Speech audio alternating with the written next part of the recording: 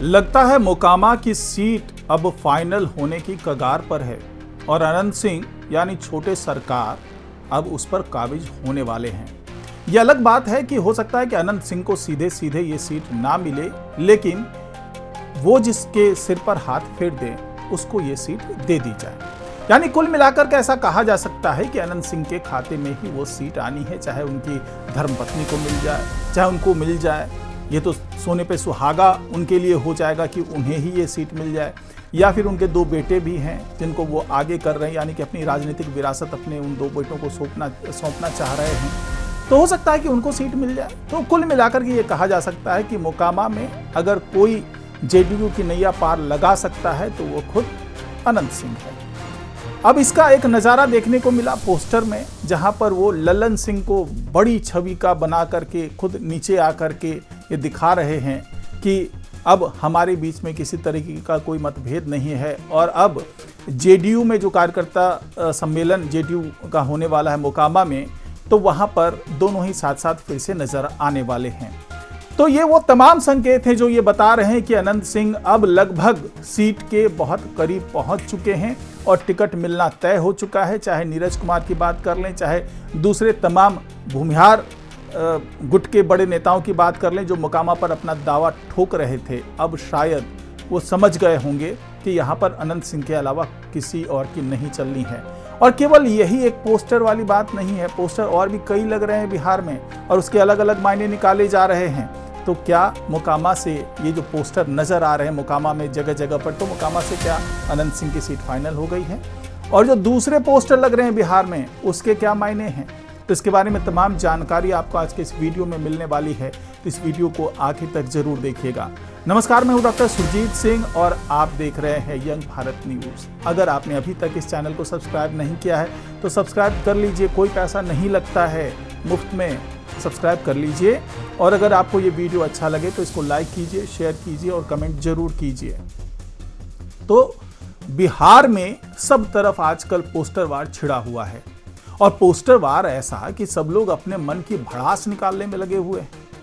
जिनको जो समझ में आ रहा है वो लिख रहे हैं, कहीं कोई मक्खन मार रहा है, कहीं किसी पे कटाक्ष किया जा रहा है, कहीं कुछ भी कहा जा रहा है। सबके पीछे वजह अपनी अपनी है। अगर कोई दलगत पोस्टर लग रहे हैं तो उसके पीछे वजह अपने विरोधियों को नीचे करने की, उसको दबाने की। और अगर कोई व्यक्ति विशेष कोई पोस्टर लगा रहा है तो हो सकता है कि वो 2-4 किलो मक्खन लेकर के आया हो, वो पोस्टर के बहाने मक्खन चिपका रहा हो। तो कुल मिलाकर के ये कह सकते हैं कि पोस्टर के बहाने भी राजनीति हो रही है, पोस्टर के बहाने भी चापलूसी हो रही है। तो इस तरह के पोस्टरों का दौर चल रहा है। एक पोस्टर बहुत चर्चा में आई थी पिछले दिनों, जब पिछले दिनों की बात नहीं कर रहे, पिछले चुनाव की बात कर रहे हैं, कि जब उसमें लिखा हुआ था कि बिहार में बहार है, नीतीश कुमार है। वो पोस्टर बहुत चर्चा में आया था और यही वजह है कि ये माना जाता है कि नीतीश कुमार को जब दोबारा सीएम कुर्सी तक पहुंचाया गया, जब वो जीत करके आए, तो उसमें उस पोस्टर का भी बड़ा योगदान था। तो ऐसे ही कुछ पोस्टर आजकल बने हुए हैं, लगातार चर्चा में, लगातार बिहार की गलियों में वो नजर आ रहे हैं, कई पार्टी मुख्यालय के आसपास नजर आ रहे हैं। अब एक पोस्टर की बानगी देख लीजिए, तो वहां पर लिखा हुआ है कि ए मोदी जी, बिहार में फैक्ट्री नहीं दिया तो इस बार आपको बिहार में विक्ट्री नहीं मिलेगी। इस तरह के पोस्टर हैं। बिल्कुल मैं वैसा नहीं कह रहा हूं, तजुर्बा ये मान लीजिए कि ऐसा ही कुछ है। अब अगर दूसरे पोस्टर की बात कर लें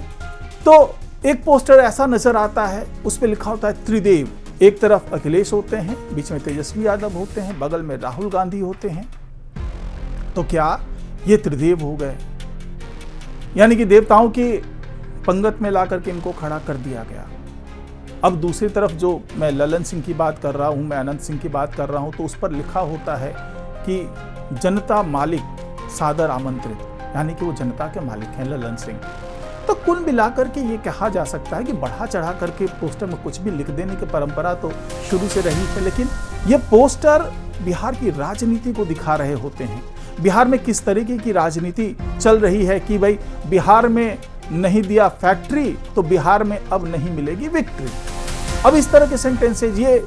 थोड़े से लगते हैं, जो कह लीजिए कि प्रभावित नजर आता है वो है लालू यादव जी ने जब ये एक तरीके से ट्वीट पे कमेंट दिया था कि भाई यहाँ पर आप फैक्ट्री भी नहीं लगा रहे हैं, सब फैक्ट्री आपको गुजरात में लगानी है और विक्ट्री आप यहाँ से ढूंढ रहे हैं। तो इसका संदर्भ लिया गया होगा इस पर, और ये दिखाया गया होगा कि हम आगे बड़े हितैषी हैं, यानी कि एक तरीके से कह लीजिए मक्खनबाजी चल रही है।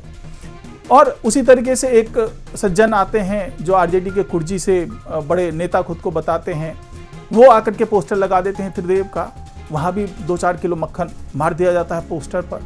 तो कुल मिलाकर के ये एक तरीके से खुद को आगे दिखाने की भी कोशिश हो सकती है, साथ ही ये दिखाया जाता है अगर इस तरह के पोस्टर पे केवल मक्खनबाजी के कारण ये पोस्टर लगे हुए हैं तो हो सकता है कि आपत्ति होती नेताओं को जिनके फोटो लगे हुए हैं इसमें, तो वो कहते कि इसको हटा दो, क्योंकि उसमें इस त्रिदेव के नीचे ये भी लिखा हुआ है कि विरोधियों का सर्वनाश करने के लिए आ रहे हैं ये त्रिदेव। वही त्रिदेव फिल्म की तर्ज पे सब कुछ किया जा रहा है, लेकिन इन सबके बीच में जो सबसे ज्यादा चर्चित पोस्टर है वो वही है जो सीधे सीधे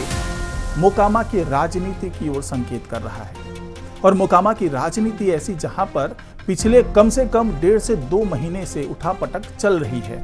जब से अनंत सिंह बेऊर जेल से बाहर निकले हैं तब से यह कयास लगाया जा रहा था कि इनको निकाला इसीलिए गया है कि अपने जनाधार को वापस जोड़ सकें, जुटा सकें और यह संदेश दे सकें कि छोटे सरकार अभी हैं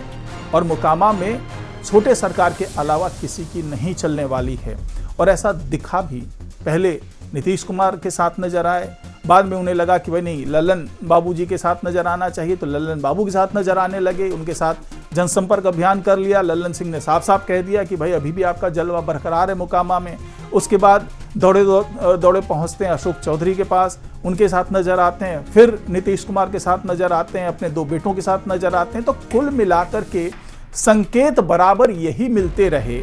कि भाई मोकामा से इस बार छोटे सरकार को टिकट मिलना तय है, क्योंकि वह 5 बार लगातार वहां से चुनाव लड़ चुके हैं, जीत चुके हैं। 5 बार के विधायक हैं, या तो वो होते हैं या उनके परिवार का कोई सदस्य होता है, सदस्य क्या उनकी धर्मपत्नी होती है। तो कुल मिलाकर के मोकामा में दबदबा, अगर भूमिहार वोटर्स की बात कर लें, क्योंकि पूरी राजनीति वहां मोकामा में भूमिहार वोटर्स के आसपास ही घूमती हुई नजर आती है। वहां पर जो चैलेंज दिया था, नीरज कुमार ने चैलेंज दिया था, और इस बार ये माना जा रहा था कि उनके सिर पर लल्लन सिंह का हाथ हो सकता है और इस बार नीरज कुमार जो हैं वो एक बार फिर से लल्लन सिंह को मना लेंगे, क्योंकि बार बार वो विरोध कर रहे थे कि अनंत सिंह को क्यों टिकट दिया जा रहा है, जबकि उनकी पत्नी जो है, धर्मपत्नी, वो पिछली बार आरजेडी के टिकट पर चुनाव लड़ चुकी थी और नीरज कुमार को हराया भी था। तो नीरज कुमार का ये मानना था कि भाई ये सीट तो मुझे मिलनी चाहिए, क्योंकि मैंने उस परिस्थिति में भी इनका डटकर मुकाबला किया था जब इनका बहुत ज़्यादा जलवा था, और आज की तारीख में जब ये जेल से छूटकर आ गए हैं, छूट के क्या आ गए हैं, अभी तो 38 मुकदमे चल ही रहे हैं इनके खिलाफ। तो किसी आपराधिक छवि के नेता को आप अगर टिकट देते हैं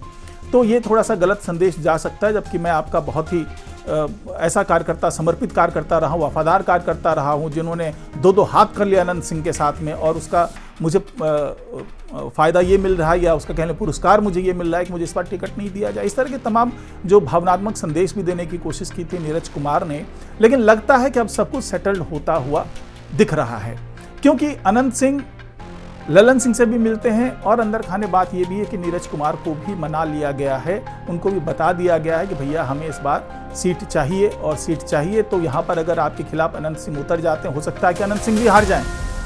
लेकिन नीरज कुमार भी नहीं जीतेंगे, तो हो सकता है कि इसका फायदा तीसरे धड़े को मिल जाए, आरजेडी को मिल जाए, या फिर वहाँ से कांग्रेस को अपना उम्मीदवार खड़ा कर दे तो उसको मिल जाए। तो इस तरह की राजनीति से थोड़ा सा किनारा करने की कोशिश एनडीए के नेता कर रहे हैं, और खास करके जेडीयू के नेता। हो सकता है कि एक बड़ा जो तबका है उसने, जिस तरीके से अंदर से खबर आई थी कि एक बड़ा तबका है जेडीयू में जो नहीं चाहता है कि अनंत सिंह को टिकट दिया जाए, क्योंकि वो आपराधिक छवि के हैं। तो इसीलिए हो सकता है कार्ड के तौर पर उन्होंने अपने बेटे को आगे कर दिया और कहा कि या तो आप हमारे बेटे को लड़ा दीजिए इस सीट पर से, उनको टिकट दे दीजिए, उसकी तो कोई आपराधिक छवि नहीं है, या फिर मेरी धर्मपत्नी को एक बार फिर से मौका दे दिया जाए, उसकी कोई आपराधिक छवि नहीं है। तो अभी तो ये संशय के बादल छाए हुए हैं कि क्या इस बार सीट पर अनंत सिंह का ही कब्जा होगा, यानी अनंत सिंह को ही टिकट मिलेगी, या फिर जिस तरीके से बीजेपी ने बिल्कुल ही जीरो टॉलरेंस के नाम पर जो तमाम जो पिछले दिनों संसद में एक विधेयक भी पेश किया था, एक बिल लेके आए थे कि भाई जो भी दागी मंत्री बन जाते हैं, दागी नेता जो मंत्री बन जाते हैं, मुख्यमंत्री बन जाते हैं या प्रधानमंत्री बन जाते हैं, तो उनको तत्काल प्रभाव से अपना पद छोड़ना पड़ेगा। यानी कुल मिलाकर के ये माना जा रहा था कि बीजेपी ऐसा चाहती है कि राजनीति में जो दागी नेता है उनकी एंट्री कम से कम हो जाए, और अगर वो जीत के आते भी हैं तो उनको कम से कम किसी संवैधानिक पद पर बैठने का मौका ना मिले। इस तरह की कोशिश बीजेपी कर रही है और ये संदेश देने की कोशिश कर रही है कि पूरे राष्ट्र में, अगर कह लें पूरे भारत में इस तरह का अगर कानून बन जाता है तो पूरे भारत में इस तरीके से दागी नेता जो हैं वो चुनाव लड़ने से भी शायद पीछे हटें, क्योंकि उनको ये समझ में आ जाएगा कि भाई मैं केवल विधायक बन सकता हूँ या सांसद बन सकता हूँ, मैं ना तो मंत्री बन सकता हूँ ना किसी अच्छे संवैधानिक पद पर जा सकता हूँ, क्योंकि ये इस तरह का कानून आ चुका है। तो ऐसी स्थिति में और कानून और भी कठोर बनाए जाएंगे, जिसमें विधायक की जो है वो भी जा सकती है, वो चाहे सांसदी है वो भी जा सकती है। तो इस तरह की कोशिश लगातार बीजेपी कर रही है। तो ऐसी स्थिति में जब बीजेपी एनडीए का बड़ा घटक दल के तौर पर वो मौजूद है वहाँ पर, तो क्या इस बार आपराधिक छवि के व्यक्ति को टिकट मिलना सुनिश्चित कर पाएगी जेडीयू? क्योंकि जो जेडीयू के नेता है वो बीजेपी के संपर्क में भी हैं। बीजेपी के नेता भी नहीं चाहते कि इस तरीके से एनडीए का कोई उम्मीदवार दागी छवि का हो, लेकिन इसी के काट के तौर पर यह माना जा रहा है कि अनंत सिंह ने वो फॉर्मूला निकाल लिया है जिससे सांप भी मर जाए और लाठी भी ना टूटे। यानी जेडीयू को ये कहने का मौका मिल जाए कि हमने किसी आपराधिक छवि वाले व्यक्ति को टिकट नहीं दिया है, और साथ ही अगर उनके खेमे में ही टिकट रह जाता, उनके बेटे को मिल जाता, उनकी धर्मपत्नी को मिल जाता है तो उनकी बात भी रह जाएगी। तो ऐसा ही कुछ संदेश इस पोस्टर के माध्यम से मिल रहा है। और 16 सितंबर को जिस तरीके से एनडीए कार्यकर्ताओं का सम्मेलन मोकामा में रखा गया है, तो उसको एक तरीके से अनंत सिंह का शक्ति प्रदर्शन भी माना जा रहा है। और हो सकता है कि 16 सितंबर को लल्लन सिंह जब खुद पहुंचे वहां पर, तो भरी सभा में, भरी महफिल में वो ऐलान कर दें कि इस सीट से अनंत सिंह के बेटे या उनके धर्मपत्नी या खुद अनंत सिंह चुनाव लड़ सकते हैं। तो कुल मिलाकर के ये माना जा रहा है कि ये पोस्टर भविष्य की झलक दे रहा है, यानी कि भविष्य में किसको टिकट मिलने वाला है। क्योंकि अगर अनंत सिंह जेडीयू में हैं तो ये तय माना जाए कि मोकामा से किसी और को ये टिकट नहीं मिलेगा। और अगर वो पोस्टर पर दिख रहे हैं, लल्लन सिंह साथ में दिख रहे हैं, इस पर अभी तक कोई आपत्ति नहीं आई है और वो वेलकम कर रहे हैं, जनता के मालिक बता रहे हैं लल्लन सिंह को, तो ये मान लिया जाए कि इस कार्यकर्ता सम्मेलन में यानी 16 सितंबर को उनके नाम का औपचारिक ऐलान शायद कर दिया जाए कि मोकामा से इस बार अनंत सिंह पर ही एक बार फिर से विश्वास जताया है जेडीयू ने। तो चलिए तब तक इंतजार कर लेते हैं कि इस पोस्टर में जो लिखी हुई बातें हैं वो हकीकत के धरातल पर कब तक उतरती है। तो आज की रिपोर्ट में फिलहाल इतना ही। नमस्कार।